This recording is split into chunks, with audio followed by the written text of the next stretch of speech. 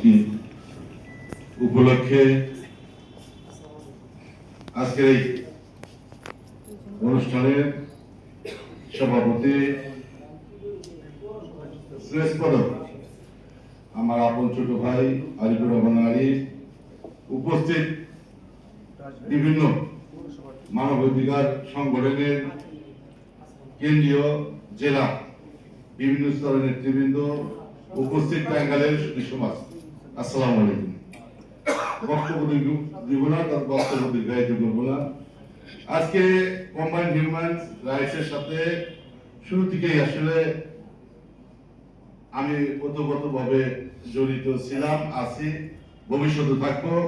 আমরা শুধু আশা করব যারা এখানে মানবাধিকার কর্মী আছেন সকলেই ঐক্যবদ্ধভাবে কাজ করে এই সমাজটাকে একটি আলোর পথে, ভালোর পথে এগিয়ে নিয়ে যেতে হবে। যেখানে থাকবে না কোনো মারামারি, হানাহানি, হিংসা, বিদ্বেষ, শিশু দর্শন থেকে শুরু করে হত্যা, যেগুলো মানবাধিকার লঙ্ঘন হয় সেই কাজগুলো থেকে বিরত রাখার জন্য সকলের ঐক্যবদ্ধভাবে কাজ করতে হবে। আমি কথা বাড়াতে চাই না।